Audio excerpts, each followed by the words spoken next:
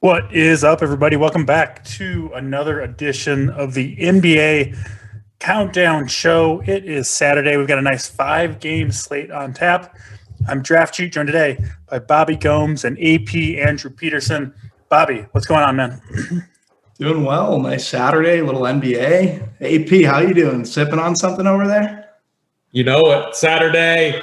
It's Stella Day. It's time to find the winners. Let's go. Let's go. No Big T on the show today. The big winner over the last couple of weeks with us here at Run for Your Sports. I kind of losing track of how much he wins. It's like every night I check my phone and get more screenshots from Big T. He's big timing me, too big to answer my texts these days, but it's all good, man. Good stuff over at Run for Your Sports. We enjoyed bringing these, shows to you free pretty much 7 days a week, podcasts, of course. So please hit that like, hit that subscribe. Really does allow us to bring you guys as much stuff as we can free of charge. Of course, over at the site, runpuresports.com, we've got everything you need. Discord, tier plays, core plays from all of our providers, all that good stuff. So everything you need over at runpuresports.com. As I mentioned, pretty tasty 5-game slate tonight. A lot of news. The Memphis Grizzlies kind of unexpectedly today hit with 4 or 5 guys are out for them. So there's a lot to dissect with the Grizzlies. We just learned Dennis Schroeder is going to miss out. That'll mean a lot of LeBron James, we think, of course, with Anthony Davis still sidelined. So a lot going on with this slate. As always, we'll start with the earliest games of the night and kind of go game by game via the DraftKings order of games if you're following along at home. And, break it all down, giving our favorite plays on both DraftKings and FanDuel. With that, let's start with Golden State and the Charlotte Hornets. Vegas has the Warriors favored by 2.5 on the road here, a 234 total. This game kicks off in, 42 minutes from now. News and notes, Charlotte's kind of had guys in and out of the lineup. They will be missing Devontae Graham for this game. However, P.J. Washington, Gordon Hayward, who have both missed a little bit of time recently, will be active, and I assume in the starting lineup. In terms of Golden State, we've pretty much seen a stable lineup and relatively stable rotation from them these last few games. We know James Wiseman, Kevon Looney going to be out at least one more game tonight. That means Draymond Green will kind of retain that point center, point forward type role that he's been thriving in for the most part for the Warriors. I'll throw it to you first, Bobby. I guess we can, start with LaMelo Ball. I think that's kind of a question mark for people kicking off this first game. He's been tremendous, going to kind of take over that lead role, but expensive now, $7.8K on FanDuel and up to, I believe, $8.8K on DraftKings. No longer a discount, if you will, for LaMelo Ball. Yeah, so I like the price on FanDuel on DK. Obviously, I think he's going to get lost in the shuffle, right? I don't think he's going to hit many optimals, and pretty much De'Aaron Fox, Westbrook, you have a ton of guards, and then you have the guard value from basically the Grizzlies that people are just going to wait for. So people might not be trying to spend up for these point guards early, so I think it's a way you can differentiate. AP, how are you seeing it? Yeah, this first game is really interesting. So the Warriors are on a back-to-back. The Hornets have no ability to guard the perimeter at all. They're giving up the most three-point shot attempts, in the league, or at least, top 5. And they're going against Steph Curry. And my only fear with this game is we got a tweet that came out. Charlotte hasn't played in 5 or 6 days. Yep. Their coach said they're going to run a 10-man rotation. That type of verbiage really makes me worried about what they could do. And then we always know Kerr is if either side is blowing one or the other out, Kerr would pull back a guy like Steph Curry real quick. I do think he's in a smash spot. We are waiting on some vital news later in the slate. I'm personally trying not to force some of these guys in. I do think I'll have a Steph Curry build though. So for me on the Warriors side, it's Steph Curry. I have a little bit of interest in Draymond, but man, with the Memphis value, I keep leading to the stud and value approach. So that's kind of where I'm at. Yeah. No, it makes a ton of sense, right? Like obviously, if you backload for those Memphis guys, the value is just tremendous. And you made a good point with like Steph and how Kerr kind of handles it, how Kerr's going to handle him, and then obviously the verbiage from the Twitter team for the Charlotte Hornets. So, DC, what are you thinking? Yeah, I think a potential game stack here is a little bit interesting. LaMelo Ball, I think, has got a chance for a huge game. Terry Rozier's been really good. He's going to go way overlooked. I mean, he's not in my core plays or anything like that, but I mean, if you just look at what he's done, like he's getting up a ton of shots. Golden State plays at a fast pace, not the best defenders. You get Gordon Hayward back for kind of a third guy. Those would be kind of the three guys I would look at on the Charlotte side of the ball. And then, of course, Golden State. I mean, you know where to run it back if you want, right? It's Curry, it's Draymond Green. Those are the two key cogs for the Warriors. You could throw in a Toscano Anderson if you wanted to, but I'd personally probably stick with with the stars for the Warriors. I mean, the Hornets are allowing the most three-point field goal attempts of any team in the entire league. You look at Steph Curry, last two games, he's taken 20 and 16 three-point attempts. You could easily get up 15 to 20 three-point attempts here. He's arguably the greatest shooter of all time. You tell me, you give me those two things together, right? Like the team that allows the most three-point attempts of any team in the league, plus the greatest three-point shooter we've probably ever seen. And Charlotte, just like AP mentioned, they can't defend the perimeter. So I think Steph Curry, to me, I do have him below Damian Lillard. I do have him below LeBron James, but there's no question he could go off for 40 or 50 real points here. So again, he's probably not going to be on my main team. He's not, up on the site. He's not in my core plays, but I wouldn't fault anybody whatsoever for playing Steph Curry. Draymond Green seems a little expensive to me on this slate, just given some of the other options, how many good studs there are. But I don't know. I mean, 234 total, and I do think we know where most of the production is going to come from. So, AP, I don't know how many lineups you're playing, but if you're playing a bunch, I think stacking this game at least once or twice could be a good way to go.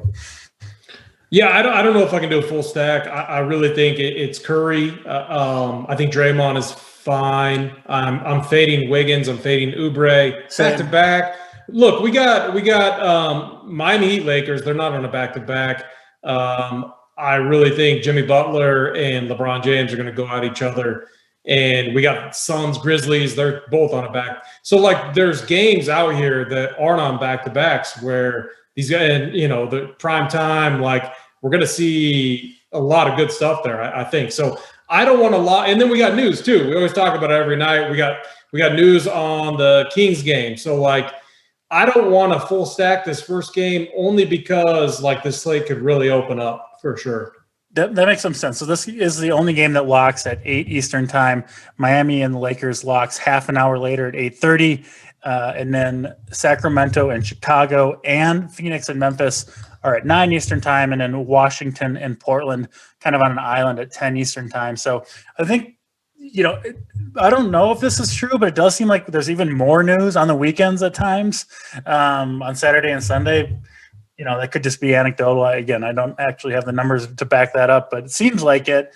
And, if there is more news, because there's already a ton of value. If any more guys drop from any of these teams, you're going to want to be able to get access to them. So I guess seems like we're all kind of on the same page where probably less exposure to this game than some others, but it doesn't make it a bad game at all. If you want to go to this game, I have no problem with it. Bobby, final thoughts on Golden State and Charlotte before we move on.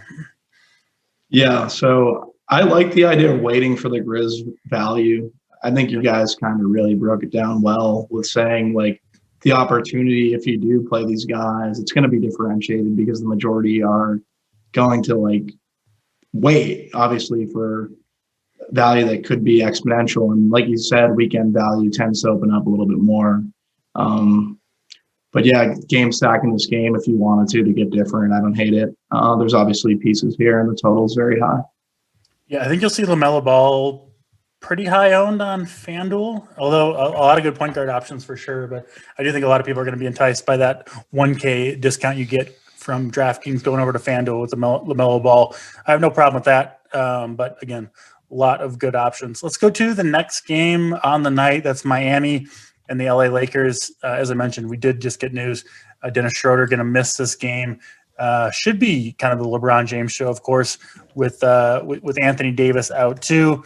We'll see Caruso play some more minutes, although his upside, I think, is very much in question. But the minutes should be there, at least you would think.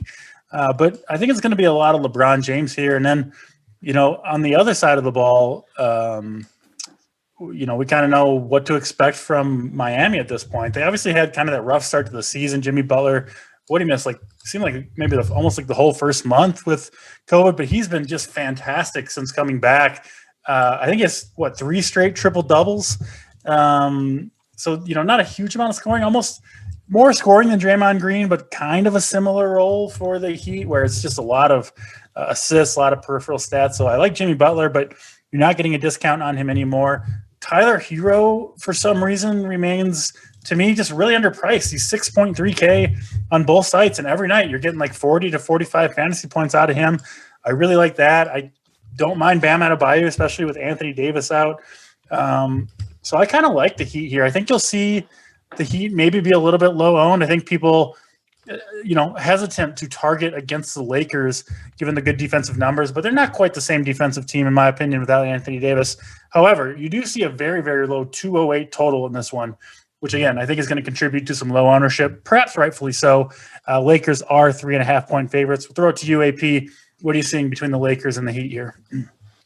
Yeah, we get a rematch of the finals, and I think Jimmy Butler is a guy that is going to come in and he's going to want to get to work. He's been phenomenal over the past 5, 6, 7 games. It's 50 fantasy points every game, night in and night out. Yeah, and no AD is a big hit here. I think this game is going to be close. I think it's going to be competitive, and if we get for me, what we need is good offensive efficiency. If we get that, we're going to see a nice fantasy game. So it's if Jimmy is making his buckets, and then if LeBron is responding, we're going to see a close, back and forth game, and we're going to see those guys dominate the usage on their side. And so for me, I've been looking at ownership projections and the Dame narrative, Curry's matchup. There's all these different things that are going to pull ownership away from these two guys. And, DFS, we're all, the community is getting sharper. What they're going to do is they're going to see a 209 total on a slate with a 234 total, a 223, 242, 235. People are going to move off these two guys. I think they're going to dominate usage here. I think Jimmy could put up another 50-plus game, and I think LeBron could have a monster game too. So I'm trying to, and if you see my core right now, I got Jimmy Butler and LeBron in there. So I'm trying to get back on that route. I think that could be the one that breaks this slate up. I'm with you. I like this game. I think more than the public's going to like it. Jimmy Butler, LeBron, Tyler Hero, I like. I even think you can play Bam. I mean, I don't know if I want to play all 3 Heat in the same lineup. That seems could be overkill on a 208 total. But I'm not scared off by the total here. I think, yes, of course you want to target higher total games in general, but you just know where the usage, where the fantasy production is going to come from these two teams. And I think the ownership will reflect this low total, maybe even more than it should. Bobby, sounds like me and AP are kind of on the stars in this game. What are your thoughts on the Heat and the Lakers here? Yeah, I like that we're going to be in lockstep here. All 3 of us. I love LeBron tonight. I know the Dame narrative's kind of big right now, but LeBron's just for me, I'm big on props. LeBron's props are much better than Dame's, and that he's 600 less or 400 less. So I think LeBron's going to be the guy for me. I'll probably have him in all 3 of my builds, and then Jimmy Butler, just an all-around great player. I love to take AP. If he's going to be lower owned, I think it's a really strong play. My favorite play, I saw you were writing up prior on cores, was Tyler Hero. He was one of the first guys that stuck out to me this morning. 6,300. I just think he's in a really good spot. I threw him up in the core as well. So Yeah, I like this game. I think if this game's going to go low because of the low total, I think it's a mistake. Yeah, and it sounds kind of crazy, but you can game stack this one. LeBron, Hero, Butler, and I mean, I think it's a contrarian take, but I like Bam Adebayo too. I mean, another guy that's threatening triple doubles night in and night out. You know for sure all four of those guys are going to be on the floor in crunch time. If this game is close at the end, I think they're all kind of positively correlated together. Maybe you get lucky. We all think this game's going to be close. Maybe you get an overtime. They're going to all be in there for that too. So I do like this game as kind of a stacking the stars type situation. AP, is there anyone on the Lakers other than LeBron that you're considering? For me, it's mostly going to be the LBJ show if I'm targeting the Lakers here. No, I mean, it's LeBron, and I mean, there's peripheral pieces for sure. Like if you need a punt, Caruso, guys like that, KCP. But again, we just got word that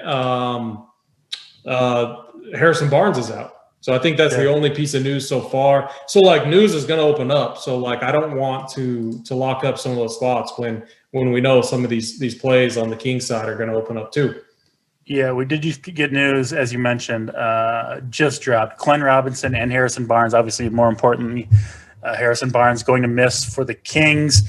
Otto Porter going to be out for Chicago. Still waiting on news on Rashawn Holmes for the Kings, which would change things even further. So I think you make a good point there. Depending on what news we have, by the time Lakers and Miami locks, you might want to have some spots open. Yeah, it looks like Rashawn Holmes just confirmed game time decision for him. That is one of the slightly later games on the slate. Obviously, a little bit of a condensed slate with the late start, but Sacramento, Chicago does start a little bit later. I think we can jump to that game right now. In terms of Vegas, line's still up there. Kings 1.5 point road favorites going into Chicago, 235.5 total. So the highest total. Wizards and Blazers have a 243 total. High totals tonight, other than the Heat and the Lakers. As we mentioned, Harrison Barnes going to be out, Glenn Robinson going to be out. So there are minutes to go around for Sacramento, especially if Rashawn Holmes misses out too. We saw Manja Bjelica go from pretty much almost got a DNP CD, only played 5 minutes. I'm so glad you said his name. I was just going to call him BJ. Way easier. We can just call him BJ, DC. A former Timberwolf, and he was on the team when I had season tickets to the Wolves. So I've heard the PA announcer plenty of times pronounce Nemanja Bjelica. I got that one down. I don't ever name that. BJ Lica is what I'm going to call him. We'll call him BJ. He smashed the other night. He went off again. And against the Bulls, if Rashawn Holmes is out, they'd have the exact same situation. He'd have the chance to do it again. Wouldn't feel super. I think it's going to be a Whiteside night, though. I think you want against the Bulls. You got a small team. If you watched the game last night, you're putting Whiteside in there. Let's not compare Embiid to Whiteside, though. Embiid and Tobias Harris was dude, they got there's 3 or 4 possessions where they got like 4 or 5 offensive rebounds right in a row. It was men among boys there. I mean, this Bulls team cannot rebound. They're small. So if Holmes gets ruled out, you got to lock in Bagley, and then you got to look hard at Whiteside and our boy BJ. I think they're all really strong plays. I'm a big BJ guy, so I'll be tuning in. I'll be waiting, backloading. Backloading for the BJ. That seems like a good way to go as we get banned from YouTube here. I mean, I think the Holmes news is big, right? Right, Gomes. Like if Holmes is in there, I mean, at that point, I'm kind of hesitant on almost all 3 of Whiteside, BJ, and I'm with you. Like, so for me, like, but the Rashawn Holmes news is huge because I think in that instance, you would really want Whiteside. I think AP kind of hit the nail on the head. Is like you would want Whiteside. He kind of busted for everyone as chalk the other day, and I just think that he'd be an absolutely smash bot. I backloaded for him like a couple nights ago, and he went off, and I just only ended up putting him in one lineup because projections were like bringing me to other places, and I just wish I had played him in all 3 lineups. Yeah, I think this would be a great spot for Whiteside. And then on the flip side of that, Wendell Carter at 5-1, you're taking Otto Porter out. Like, he should definitely see a usage increase in that instance. Well, you would hope he would. I can pull it up right now. But he would be someone I'd be interested in as well. And then on the other side, at the point guard position, Kobe White had the knee injury last night. Levine played like 39 minutes. So maybe Tomas Satoransky gets in the mix. He was hitting like optimals earlier in the day. He's not really now. Maybe he's someone. AP, any more thoughts around this game? Yeah, I mean, the problem is the Bulls are healthy. They're healthy in the backcourt. We saw Archie Diacono. We saw him get minutes too. So like, he's going to cut into Tomas's time.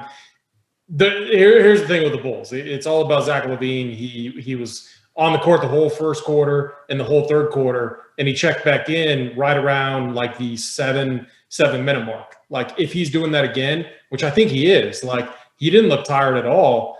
Smash matchup.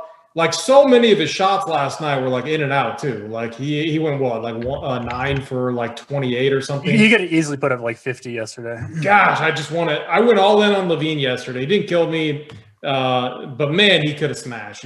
He's got, like, he could match so many of these guys in this matchup. In this matchup, he could match like Dame. He could match Curry. Like, he could be the top scorer on the night. There's no question about it. Yeah, his usage is just massive. Yeah. I might lock him in again and just say fuck it. Like, we got to do it. I mean, why not? The Kings, the worst defensive efficiency team in the entire league. You got to assume that's kind of only going to get worse, missing a bunch of their starters, right? Harrison Barnes, not some world beater, but he's a solid player. He knows the scheme. Okay, Holmes is going to be on a minutes limit. Here's what I'm talking about. Like, the Kings front court, we're talking Bagley, Whiteside, Holmes, BJ. They're all going to rotate in. And the thing is they can all still crush. Like, I think we could see Bagley and like Whiteside. They're such high fantasy point per minute guys. I think we could see them both crush. I think I might run a lineup with like Whiteside, since he's cheaper than Holmes and Bagley. What do you guys think about that? I think that's fair. So we're seeing now Bagley, he's playing. He's going to be an unspecified minutes restriction. It looks like kind of capped maybe around 30. And then just news just now, the coach Walton, Sacramento Kings coach, said if Rashawn Holmes is cleared, he'll also be on a minutes restriction. So again, I wouldn't play Holmes. I think to me, I'm looking at Whiteside if Holmes is out, and then Bielitsa also if Holmes is out. Bagley, I think, is good play. But yeah, I mean, I love Zach LaVine here. And then, we really haven't even talked about the Kings guards at all, because they're not like super affected by this news. But De'Aaron Fox, Tyrese Halliburton. I mean, Halliburton, I know hasn't been the best the last couple of games, but 5.4K on FanDuel for Halliburton, BobbyGomes. We know the upside is there for him. Chicago, I mean, one of the very, very best teams in the entire league to target overall, and especially for ball handling guards. So, yeah, I feel like we're almost burying the lead here. I mean, there are just so many good plays on the slate. I don't think we can completely just forget about guys like Fox and Halliburton here. No, I think you're right. Fox is hitting like every optimal for DK that I've seen around the industry. And then on the other side for FD, Halliburton top shot tweet the other night. I know Title was pretty happy about that. But anyways, just not to get off track. But yeah. Bobby, are you in the top shot streets? I'm working my way in. Yeah, I'm feeling it out. I have to get, before I put like some skin in the game, I have to really get a feel for it and figure out what I'm actually doing. What about you, AP? You don't seem like a top shots guy to me. No, I'm not buying that. No way. I knew Absolutely it. No way. I'm not spending my money on little videos. No, I'm good. Well, the point is you flip them for more money. That's kind of a topic for another day, perhaps. Sure. AP, what are your thoughts on Fox and Halliburton in terms of ownership, and then just your own personal, preference of rostering them or not? Yeah, I like Halliburton. I think he's going to be lower owned here. Playing the Bulls is always a get right spot. Yep. Fox, his price is so low. Like, Man, we were talking with JT Hayes in Discord earlier, and this game just looks like one to stack up, and I'm liking it more and more as I mess around with my build. So I'm a big fan of Halliburton. I think he's a very good tournament play tonight. Get right spot, and he put up a 40-piece or 44-piece against the Bulls, last time they played. So I like it. I'm on board. Yeah, I mean, this is just really a tremendous game overall. The problem is there's a lot of good spots tonight. I keep saying it, but it's definitely true. I mean, I feel better about, my projected total score on this 5-game slate than I sometimes would on a 10 or 12-game slate. There's just that many good games, high totals, injuries, guys, getting into bigger roles, all that good stuff that you love for a DFS slate. So just a really, really fun slate. Bobby, I'll throw it to you. Final thoughts on Sacramento and Chicago. I think it's a little bit tough because so much does really depend on that Richaun Holmes news. Yeah, I think Fox is the best play, but like you said, with Holmes' situation, Whiteside would become a very good play. And also Levine on the other side, and Wendell Carter. I think I just added Wendell Carter in my core. Sure. I added him there just because I was waiting. I was going to say, you can play Wendell and then you could swap down to Whiteside was kind of the news I was waiting on. So maybe I should just I would just leave Whiteside till we get more. I would leave Carter in until you get the clarity through news, and then maybe swap to Whiteside if you see that he's going to get the minutes. Yeah, that makes sense. And, the more we talk through all these games, I think the more you want to be careful locking in too many players from that early Charlotte Golden State game, because you don't want to leave options open to kind of swap your team around if they're, just depending on how the news breaks for a bunch of these guys.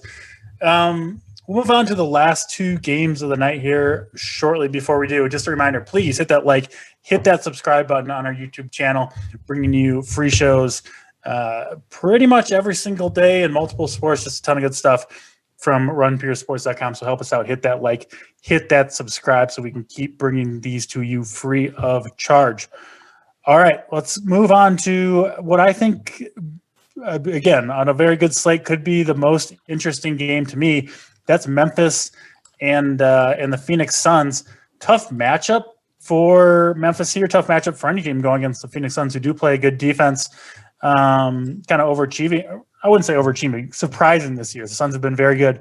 The Suns 6.5-point road favorites going into Memphis, 223. So kind of a middle of the road total, a little bit low, I guess, for this slate. But a lot of news out of Memphis in terms of who's going to be available. Grayson Allen, Kyle Anderson, Brandon Clark, Dylan Brooks. All wing players, I think, is kind of the big theme there, are going to be out for Memphis. Justice Winslow has been cleared to play. I believe this will be his first game of the season, so I would assume he's just going to play, 10 or 15 minutes, but I haven't seen confirmation on that. But that leaves, Memphis pretty thin on the wing, right? They do have point guards. You're going to have Ja Morant, Tyus Jones are going to kind of split those point guards, obviously more in favor of Ja Morant. And then they do have centers, Jonas Valanciunas and Gorgui Dieng. Going to split those center minutes, obviously probably more for Valanciunas.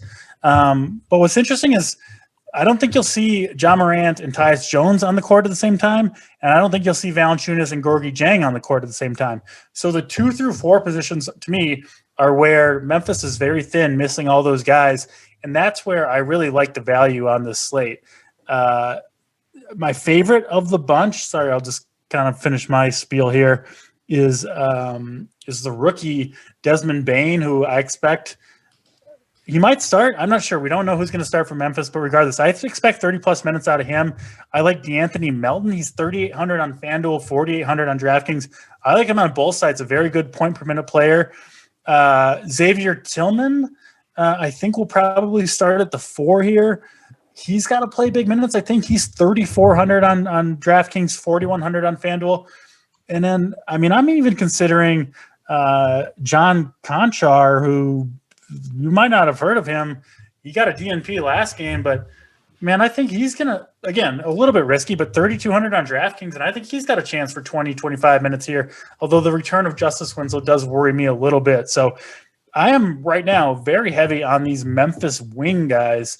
I think they're going to have to play big minutes, and these guys are all just dirt cheap is kind of what I'm loving about it. And on a slate with Damian Lillard, LeBron James, Jimmy Butler, LaMelo Ball, Steph Curry, Russell Westbrook. Like, there are a lot of studs to pay for, and to me, Memphis provides the value to get to those studs. AP, your thoughts on Memphis overall? I don't really have much interest in Phoenix, so if you do, chime in, of course. But what are your thoughts on kind of these Memphis? I don't want to call them scrubs, but these guys that most slates we're not really considering these dudes. Yeah, they're guys like Tillman, Bane. They're kind of keys to unlocking the studs on the slate. So there's going to be There's going to be a common path tonight. That's play Tillman, play Bane, and then pay up for studs. If you want to get different, you play John Morant, you play Jonas Valanciunas. Absolutely. Honestly, I think they're going to go way under their projection. My fear with that is and then there's DeAnthony Melton, who's a guy I like. Melton's coming off an injury. He played 17 minutes last game, but he missed 7 or 8 games before that. It's going to sound really weird, but there's a chance they don't. There's a chance that they do, they don't start him. So this is going to sound really weird. I would like it if they don't start him, because if he comes in off the bench, he's going to have a much higher usage, fantasy point per minute rate. I don't think he's going to see big minutes here at all. I have a lot of problems paying $4.5K if he's starting, knowing that he might not see more than 27 minutes when John Morant and Jonas Valanciunas hog all the, they demand all the usage and fantasy points. Sure. Okay. So here's what happens though. If he gets moved to the bench, if they start that John Konkar guy or Tyus Jones, which would be really weird, I know, but they only have 8 or 9 bodies. I would actually like Melton a little bit more because he's going to have the ball in his hands. He's going to get his 24 to 26 minutes, and he can produce in that time. Outside of that, it's a tough matchup. I'm going with Tillman. I think he's very safe. I'm going with Bane if I need the value. I'm looking at a build right now where I only have Tillman in there because I think people are going to try to put multiple Memphis pieces in there. I raised my hand. That's me. Yeah. And easy way to get different is just put in Tillman, put in one guy, and then go to Kings Bulls or go to one of these other spots. I think that's going to be a nice path tonight. We know the Suns can clamp down, and it could be an ugly game too. Even though the total is somewhat high, I do think this could be an ugly game. It wouldn't shock me if Memphis kind of struggled here, right? On the back-to-back, I think most of these guys are just kind of resting. It doesn't even seem like that. It's almost like Memphis is giving up on this game before it even starts. But I do favor these Memphis guys. I mean, the players that are in there, they're going to give their best effort, obviously. So I'm not super worried about that. But like you mentioned, you could see Phoenix locking them down. Memphis kind of lays an egg, and this game just gets ugly from a fantasy perspective. Bobby, what are your thoughts on Memphis, on some of this value over here? Yeah, so the fact that they're at home, it makes me I don't know if they're I'm a little will they get blown out? If they do get blown out, you're right. The blowout is obviously. I personally don't think they will, but I mean that's a path that's a argument you can make to fade. It's definitely in play. These guys are still going to see minutes. I like the Joe Val call. I don't think Valanciunas is going to be owned. He's going to be getting 8 in defense. Yeah, no, it's a good call. It's a really good spot for Joe Val. The issue with Joe Val is you would figure he has to see, if the highest he would see is 32 minutes, between 28 and 32 minutes. He would have to play extended minutes tonight, hopefully. It is a back-to-back. What did he get for a run last night? Does anyone have that number? Yeah, I got it. Yeah, he got not a huge amount. Yeah, 29 minutes. Yeah, it's tough. They're going to need him. I don't know. I like Joe Val. He's tough to get right on shorter slates. I just think he's a guy you can look to kind of get different. I have him in my core. I had conviction on him earlier and stick with it. I like Joe Val tonight. Yeah, I don't mind the Joe Val call. I mean, clearly a lot of upside, 7,200 on DraftKings. He can go off for 45, 50 fantasy points. I do think you'll see a little bit of a usage bump given the guys that are out for Memphis. My problem is just I can't really project him for any more minutes than he typically gets, kind of that 30 minutes. That's my issue too, is like because Gorgie's there and they're not going to play together. I can't believe I forgot my guy, Gorgie Jang. That's my sell me on Gorgie, because I like the dude's gonna pull Memphis up guys, and he's gonna pull up and he's gonna hit his first tray, and then it's gonna be game over from there. And he's gonna get blowout run because they're not gonna hang with Phoenix, and he's just gonna do his thing. And he's gonna quietly get to like 27 fantasy points at 3.3K, and he's gonna be the guy that goes overlooked for sure. He will go massively overlooked, no question about it, including by me. You won't see Gorgie in my lineups, but I get it. I mean, he's a high point per minute guy. He's got paths here, right? Any foul trouble for Jonas? They just decide to – sometimes they just kind of pull the plug on Jonas early and he just doesn't play many minutes. I think they're obviously monitoring those. And, yeah, so Gorgie does definitely blowout run if that happens. So he's got some paths to big minutes and big production. If he gets on the court, he usually does produce. So I can't hate it on it too much. Doesn't get the DC endorsement, but I say, all right, DC. He's going for over 25 DK points tonight, okay? Now you're making me just totally over rethink 25. Judas. I mean, he's going over 25. That's my play. We'll do a beer bet. I can't take the workbench play. That's Tony's. I'm not even gonna. I don't want to touch that. But I'll take Concher over Gorgie Jang. Oh my gosh. Okay. AP, that's free money. I know. Loser drinks a beer next Saturday on this show. Okay. We'll make it like a 7. small bet. I don't want to put too many stakes on this one. I think I might be a slight dog here, according to Bobby at least. Phoenix, we haven't even – I don't think we've mentioned a Phoenix Sun yet. I'm not on these guys, but, I mean – yeah, okay, so originally before the news all hit, like I was kind of on Cam Johnson because small forward was so weak, but I think we can fade them. I mean, Chris Paul's been playing really well. DeAndre Ayton they're going to need bigs in there. Like if the game stays close, you got to be looking at him. But if the game stays close, I lean Jonas Valanciunas. So yeah. You won't see any Suns in my lineup, Bobby. Any Suns that you're on at all? I want to play Booker eventually, not tonight. I wish Booker would just. I don't think I played Booker. Booker got that 50 spot coming, right? Like at some point. Not in this matchup though. Not here. I'm not saying here. I'm just saying like. I want to play him. I don't know. I hope I catch him when he gets it because it's coming. It's just I don't think it's here.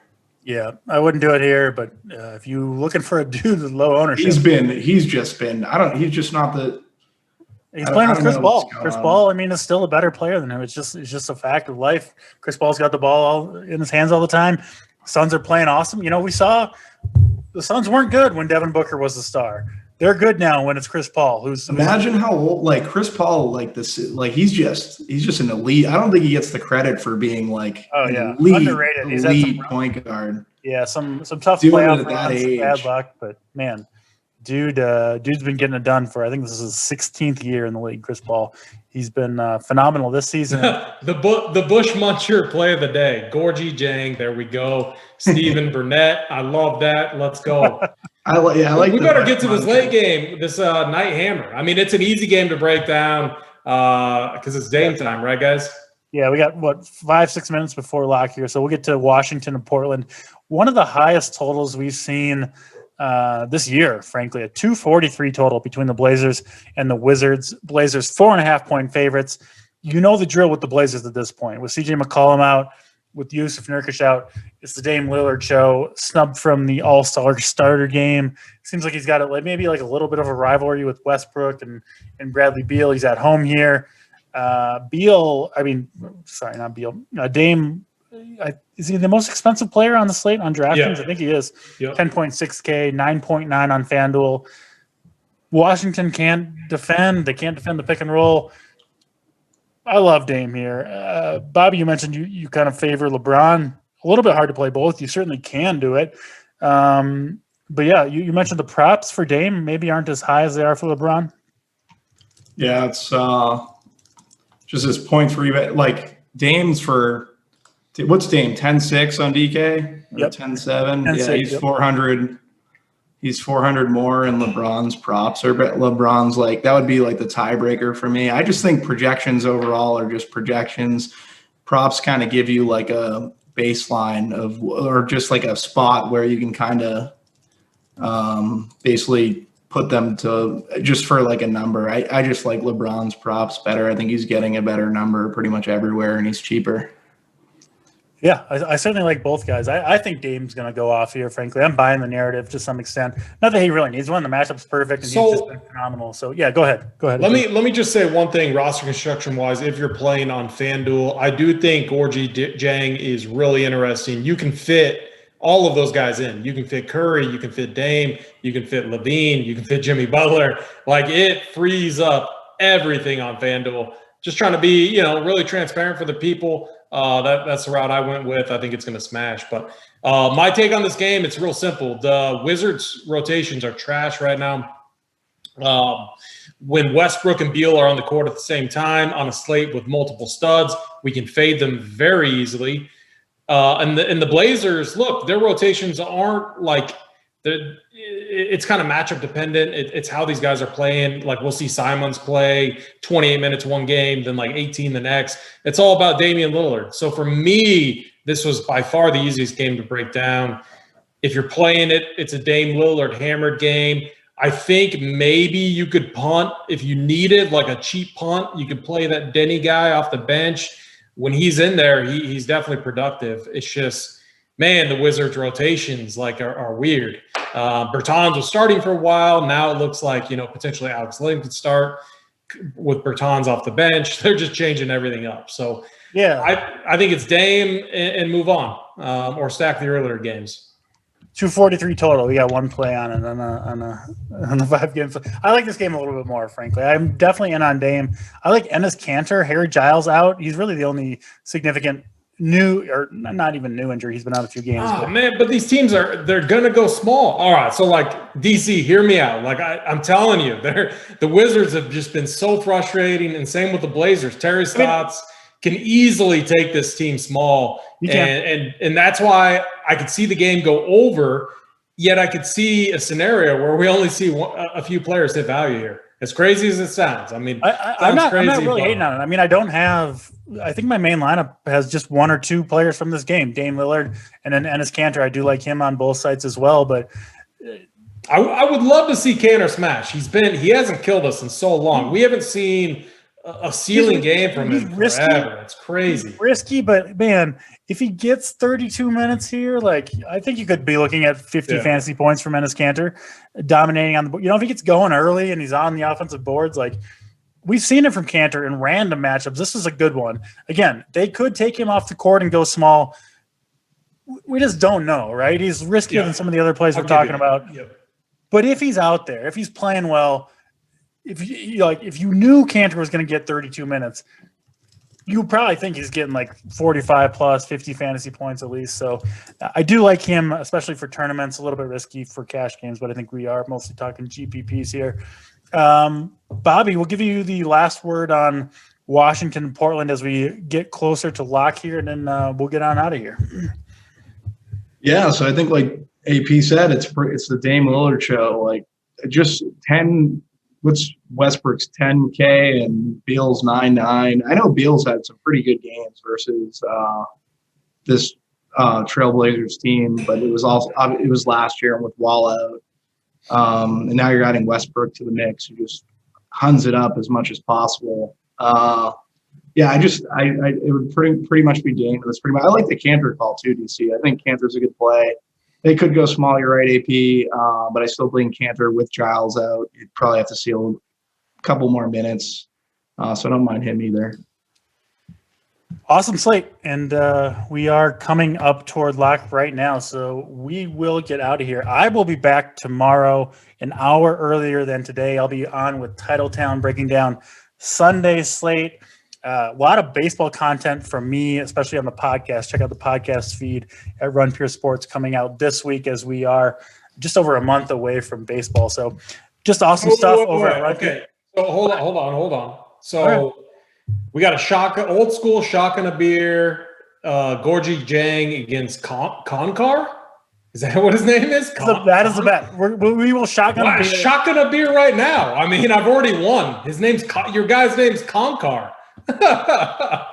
I'm betting on a guy whose name I am unsure of the pronunciation of. That's never a good sign. I'm so bad. Everyone makes fun of me for pronunciations. It's just hey, at least it wasn't the JT Damian Lillard call. I like Lillard, man. He's gonna smash. Anyways, my bad, DC. Continue on. No, you're all good. Just plug in the site, of course. Hit that like, hit subscribe so you don't miss any videos from us on the YouTube channel. Sign up for the site if you want the winners, bets, DFS, awesome Discord, all of that good stuff. And as I mentioned, I will be back tomorrow with Titletown talking NBA for you guys, bringing you up to lock once. Hey, again. DC, one last thing, okay? I'm gonna cut you off just because our viewer number, the people watching, we've lost a bunch. We'll wait a few more dropping off. Hold on. So yeah, Big T. So I can see what Big T is doing right now. He's stacking that game up that we talked about, the Kings game. So, I know all the loyal people are still watching. So if you want to follow the man that is just on absolute fire right now, he is stacking up the Bulls Kings game. So I like it. Might be a good idea. It's real nice. I'm gonna steal it. Yeah, I'm just going to change out my map and try to figure out exactly who Big T's on. Hopefully, I'll be joining him in the winner's circle tonight. All right, that will do it officially. He's Bobby. He's AP. I'm Draftcheat. We'll be back tomorrow doing the same thing. Thanks for tuning in. As always, until then, we'll check you next time.